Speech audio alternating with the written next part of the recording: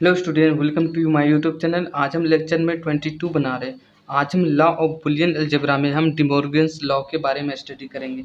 इसके previous lecture में law of Boolean algebra में commutative law, associative law, distributive law, and law, और law, note law और literal law और absorption law के बारे में स्टडी किए थे। आई होप कि आपको समझ में आया होगा। आज का जो टॉपिक है डिमॉर्गन्स लॉ के बारे में होगा। तो हम चलिए देखते हैं कि डिमॉर्गन्स लॉ क्या होता है।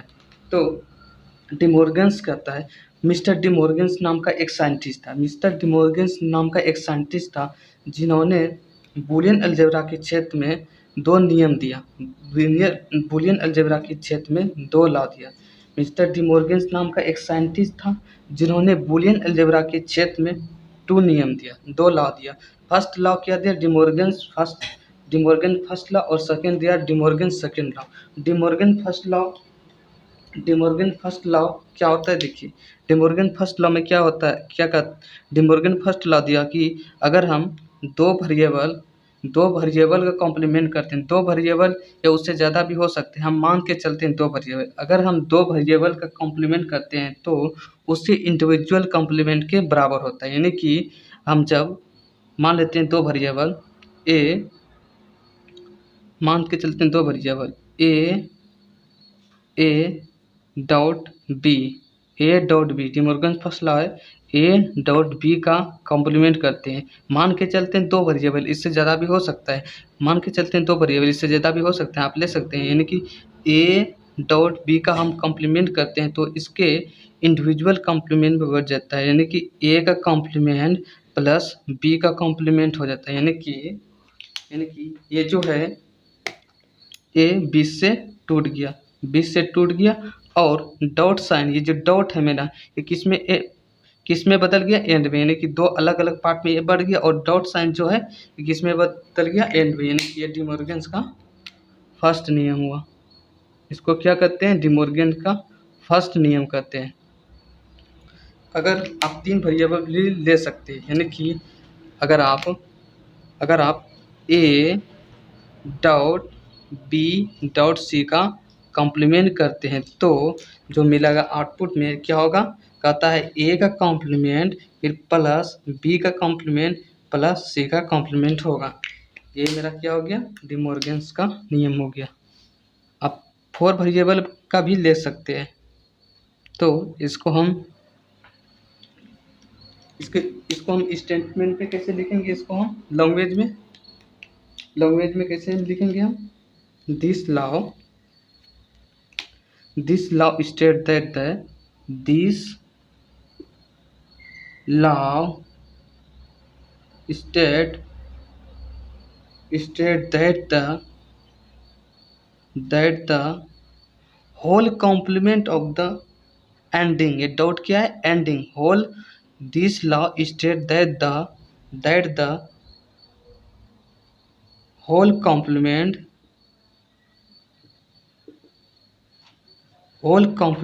of ending, ऐसे लिखिए इसको, ending, this law state that the whole complement of ending, ये क्या है मेरा? एंडिंग, ए डॉट का मतलब ending, whole complement of ending, this law state that the whole complement of ending of all variable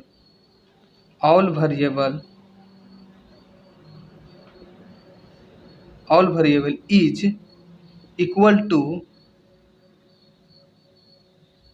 is equal to individual complement. क्या बोले थे? Individual complement.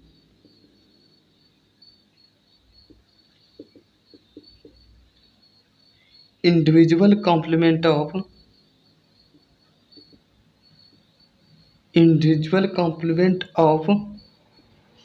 ऑरिन, किसमें टूट गया? ऑरिन में। ORing of all variable all variable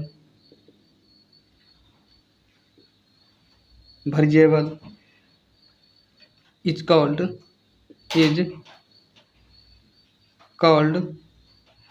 De Morgan's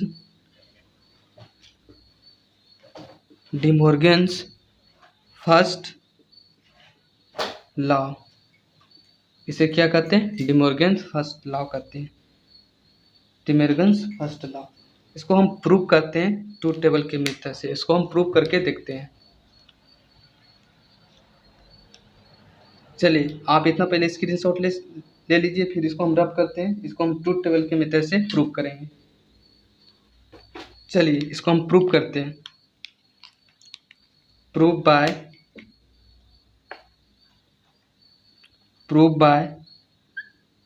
truth table method.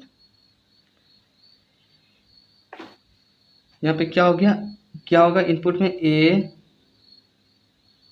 B दो variable का बना रहे हैं। फिर इधर क्या हो गया? ए डॉट बी, फिर ए डॉट बी का कॉम्प्लीमेंट, और फिर आउटपुट में क्या मिलेगा? इक्वल टू ए का कॉम्प्लीमेंट प्लस बी का कॉम्प्लीमेंट, इतना मिलेगा।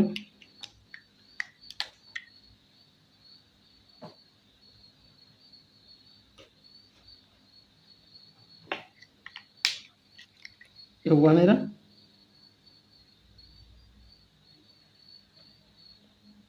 एक, दो, तीन और ये 4। चलिए यहाँ पे क्या हो गया? 4 कंडीशन हो। 4 कंडीशन कौन कौन सा? 0 0 0 1 1 0 1 1। चलिए अब क्या करना है? इसको ए को बी के साथ क्या करना है? एंड करना है। एंड गेट के क्या होगा? 0 0 0 होगा, 0 1 0 होगा, 1 0 0 होगा, 1 1 1 होगा। अब ए डॉट बी को का होल कॉम्प्लीमेंट करना। ए डॉट बी का होल कॉम्प्लीमेंट है कि 0 होगा तो 1 होगा, 0 होगा तो 1 होगा, 0 होगा तो 1 होगा, फिर 1 होगा तो 0 होगा, 0 होगा तो 1 होगा, 0 होगा तो 1 होगा, 0 होगा तो 1 होगा, तो 1 होगा तो 0 होगा। ये क्योंकि ए डॉट बी का कॉम्प्लीमेंट होगा, यानी कि कॉम्प्लीमेंट का उल्टा। अगर 0 रहेगा तो 1 रहेगा, अगर 1 रहेगा तो 0 रहेगा। उसके बाद क्या क्या निकालना? ए का कॉम्प्लीमेंट। इसका कॉम्प्लीमेंट कीजिएगा 0, यहाँ पे देखिए, और हाँ यहाँ ए का कॉम्प्लीमेंट आएगा, फिर यहाँ पे बी का कॉम्प्लीमेंट आएगा, फिर इधर एक और बनेगा,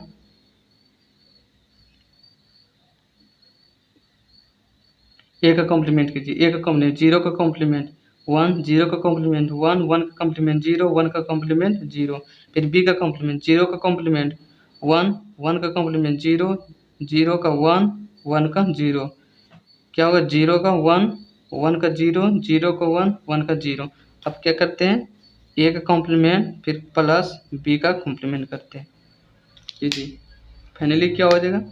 ए का कॉम्प्लीमेंट को बी के कॉम्प्लीमेंट के साथ और करना। 1 1 1 होता है, 1 1 1 0 1 होता है, 0 1 1 होता है, 0 0 0 होता है।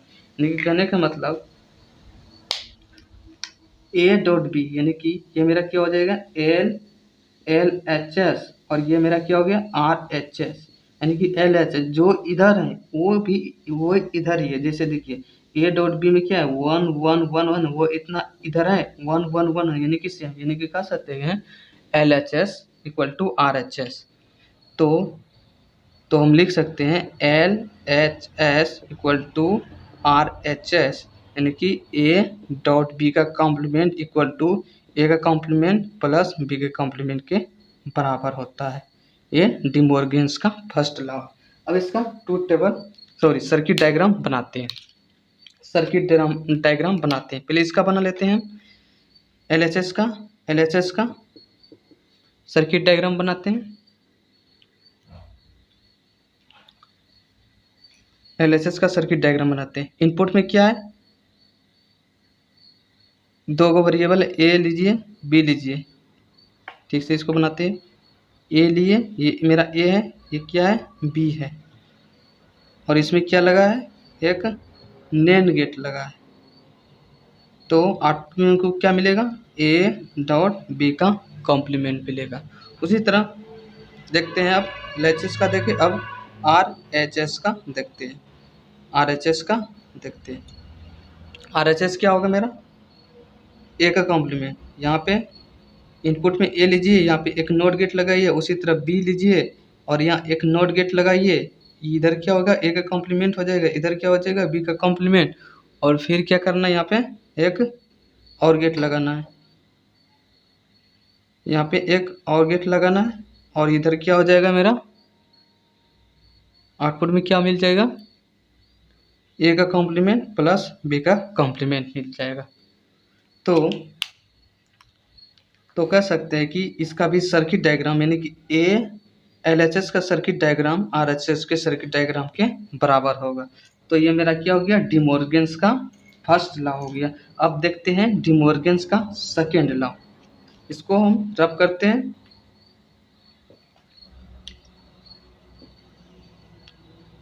चलिए डी मॉर्गन्स सेकेंड लॉ देखते हैं। डी मॉर्गन्स सेकेंड लॉ कहते हैं क्या, अगर डी मॉर्गन्स सेकेंड लॉ क्या कहते हैं, अगर ए प्लस दो वेरिएबल का प्लस करके कॉम्प्लीमेंट करते हैं तो ये दो इंडिविजुअल कॉम्प्लीमेंट में टूट जाता है, और यानी कि ये दो अलग पार्ट में टूट जाता है। यानी कि दो वेरिएबल का जब हम कॉम्प्लीमेंट करते हैं, अगर दो वेरिएबल का हम कॉम्प्लीमेंट करते हैं तो वो दो इंडिविजुअल कॉम्प्लीमेंट में टूट जाता है। यानी कि कहने का मतलब ये दो अलग अलग पार्ट में हो सकता है। तो ये डी मॉर्गन्स का क्या हो गया, फर्स्ट लॉ हो गया। डी मॉर्गन्स का सेकेंड लॉ हो गया। दो वेरिएबल का वो आप तीन वेरिएबल का भी आप बना सकते हैं, जैसे कि ए प्लस बी प्लस सी, इसका कॉम्प्लीमेंट किए तो ये क्या हो गया, टूट जाएगा इंडिविजुअल पार्ट में। यानी कि हो जाएगा ए का कॉम्प्लीमेंट डॉट बी का कॉम्प्लीमेंट डॉट सी का कॉम्प्लीमेंट। यानी कि अगर उसके वेरिएबल का कॉम्प्लीमेंट करते हैं तो दो अलग अलग कॉम्प्लीमेंट में टूट जाता है। और जो प्लस साइन है वो किस में बदल जाएगा, प्लस साइन किस में बदल जाएगा, डॉट में। अगर यहाँ डॉट रहता तो किस में, डी मॉर्गन्स फर्स्ट लॉ में क्या था, डॉट साइन किस में बदल गया था, प्लस में। और डी मॉर्गन्स सेकेंड लॉ में क्या है, प्लस साइन किस में बदल गया, डॉट में। तो ये मेरा डी मॉर्गन्स का नियम है। इसी को हम स्टेटमेंट में कैसे लिखेंगे, देखिए स्टेटमेंट में क्या लिखेंगे, दिस लॉ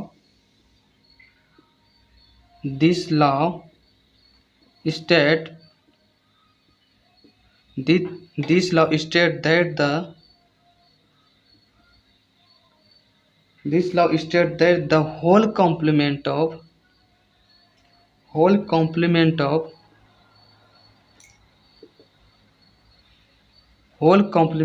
यहाँ पे उसमें क्या देते थे, एंडिंग, वहाँ यहाँ पे औरिंग देते थे, ORing whole complement of ORing is whole complement of ORing of all variable is equal to individual complement of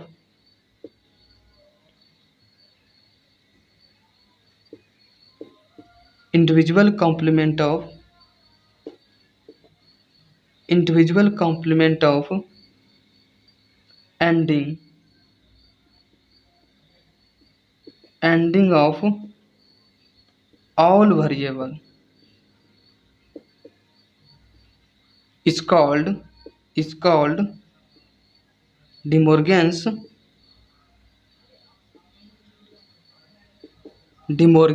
second law. इसी को क्या कहते हैं, डी मॉर्गन्स सेकेंड लॉ। यानी कि ए प्लस बी, यही हुआ। This law state the whole complement of ORing, ये मेरा औरिन का whole complement is equal to individual individual complement of ANDing, ANDing यानी कि दो अलग अलग कॉम्प्लीमेंट, ए का कॉम्प्लीमेंट डॉट बी का कॉम्प्लीमेंट, और इन किस में बदल जाएगा मेरा, एंडिंग में, और इन किस में बदल गया मेरा, एंडिंग में। तो यही मेरा डी मोर्गन्स का क्या हो गया, सेकेंड लॉ हो गया। अब इसको क्या करते हैं, ट्रूथ टेबल के माध्यम से इसको हम प्रूव करते हैं और इसका हम सर्किट बनाते हैं। चलिए इतना पहले आप लिख लीजिए।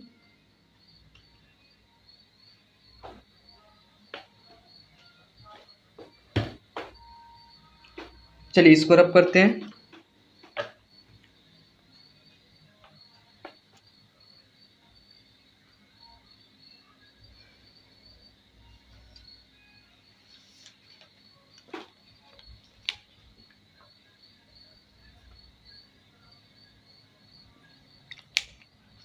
चलिए प्रूव करते हैं। Prove by truth table method, TT मतलब truth table method. Truth table method से इसको हम क्या करते हैं, प्रूव करते हैं। इनपुट में क्या हो गया, क्या होगा, दो गो वेरिएबल हो गए। यहाँ पे देखिए मान लेते हैं ए हुआ,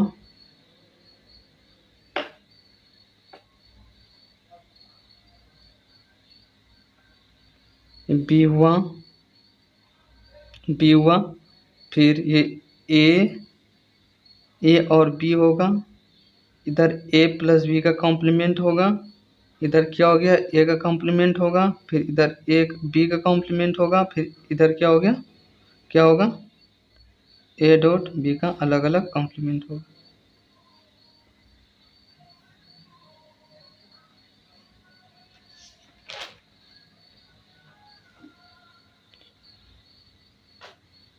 तो इधर क्या होगा मेरा, देखिए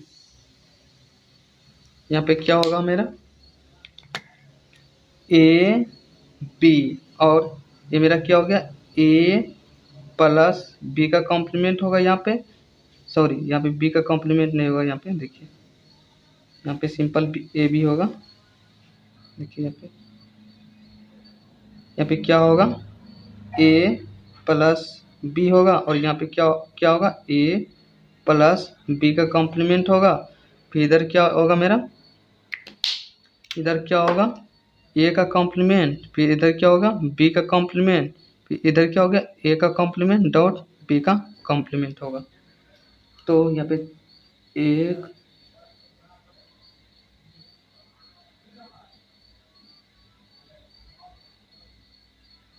चार को बनेगा, चार को होगा, चार कंडीशन होगा, 0 0 0 1 1 0 1 1, चार कंडीशन होगा मेरा।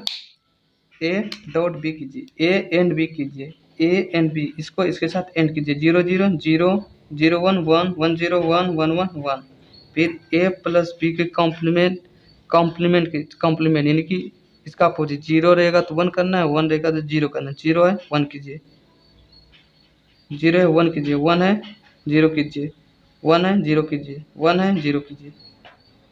अब क्या करना है, ए का कॉम्प्लीमेंट करना है, ए का कॉम्प्लीमेंट, इसका कॉम्प्लीमेंट 0 है 1 कीजिए, 0 है 1 कीजिए, 1 है 0 कीजिए, 1 है 0 कीजिए। अब क्या करते हैं, बी का कॉम्प्लीमेंट 0 है 1 करना है, 1 है 0 करना है, 0 है 1 करना है, 1 है 0 करना है। अब क्या करना है, ए डॉट बी का कॉम्प्लीमेंट, इसको इसके साथ एंड करना है, कीजिए एंड। क्या होगा मेरा एंड करने से, देखिए ए एंड ए 1 1 1 0 0 1 0 0 0 0, यानी कि कह सकते हैं, देखिए तो ए प्लस बी का कॉम्प्लीमेंट कहाँ है, यहाँ पे ए प्लस बी का कॉम्प्लीमेंट किसके बराबर होता है, ए का कॉम्प्लीमेंट डॉट बी का कॉम्प्लीमेंट, इसके बराबर। देखिए यहाँ पे ए प्लस बी का कॉम्प्लीमेंट क्या है, 1 0 0 0 है, यहाँ पे देखिए 1 0 0, यानी कि कह सकते हैं हम, क्या कर सकते हैं कि L H S equal to कितना है, आर एच एस के बराबर है, यानी कि ए प्लस बी का कॉम्प्लीमेंट किसके बराबर होगा, ए के कॉम्प्लीमेंट प्लस बी के कॉम्प्लीमेंट के बराबर होगा।